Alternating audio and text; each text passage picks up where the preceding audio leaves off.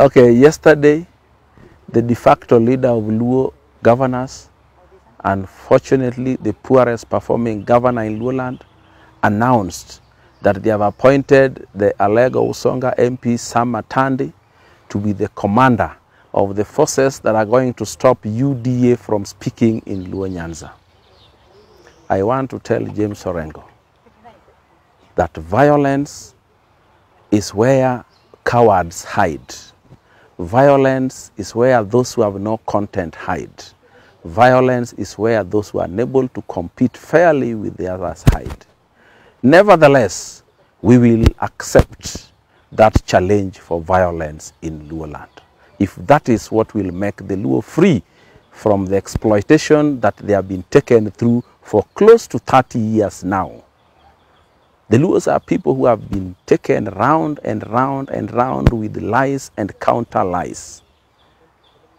They were told that Kenyatta was the worst president Kenya ever had. When Moi came in, Moi was also another one. They are using sitting presidents as boogeymen that they use to threaten the people, that they are protecting them from their own presidents. I want to tell these people that these presidents have been appointed for us by God. We have to follow them. If they want their own, they need to pray and get that one that they want. But as UDA, we are not going to be slaves of anyone. We are going to retain our right of association and our right of speech anywhere in the soil of Luoland and anywhere else in Kenya.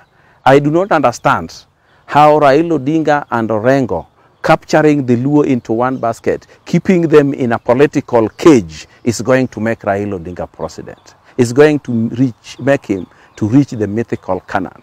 He has reduced himself into fighting small wars within Luoland, a population of 2.6 million voters. I do not know how that can make him president. He has reduced himself to a Luo leader. ODM itself is now hunting and fighting for survival in Luoland. And that fight, I did not expect him to reach a level that it is going to be fought violently. Nevertheless, we are out and ready for the challenge. Bring it on. James Orengo said nobody from UDA is going to speak in Luoland. And this is what I need to tell him. We are going to speak. Whatever they intend to use to stop us is what we are also going to use to speak in their presence or absence. If it is violence, we are ready for it. We are more than ready for it. In fact, we were ready for peace, but for violence, we are more than ready. So if it is violence, we are going to bring it on until they understand that nobody is anyone's slave in Luoland. Raila has kept the Luos as his slaves for exploitation.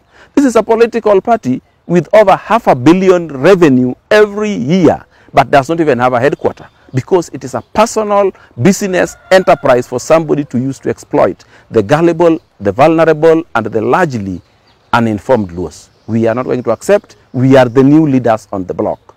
God has given us enough men to protect his people. I want to tell Governor Orengo, it's a matter of when, not if. We are very ready for them, and they have turned Luoland into their political bastion. We are no longer their captives, and they must be ready for the consequences, and the consequences will be unbearable. We are ready, and very much ready. They have been reduced into installing Luo Council of Elders instead of looking for the bigger picture, that is the presidency. William Ruto is organized, he is serving his first term. The second term will be a done deal. And even the political figure, the key figure, the so-called Raila Odinga, is not interested in presidency anymore in the Luoland. His main idea is to cage Luos, put them into captives, sell them hopes, and the journey to nowhere. So I would like to urge the Luo governors, members of parliaments, led by Atandi, the other time you unleashed terror when you were on Mandamano. You barricaded roads, you burned roads, you destroyed property. If you go to these towns around, the scars are still evident. So what we are telling them, let them preach peace. But if they don't want peace, we will even ask police to keep off this thing so that we sort out this mess in Luoland once and forever. Fire will be met with the fire. We are not going to run away. We will be fight for our rights. So let them be ready. We are going to sell UDA in Siaya, Kisumu, Migori, and Homa Bay. Let them also market their ODM.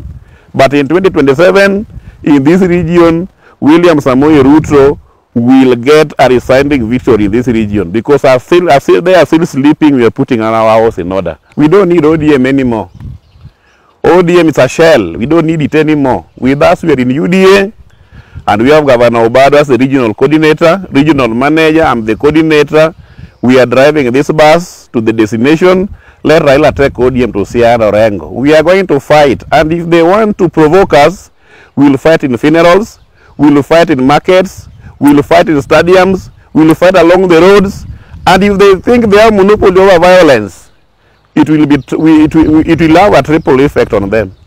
So let them preach peace, and we will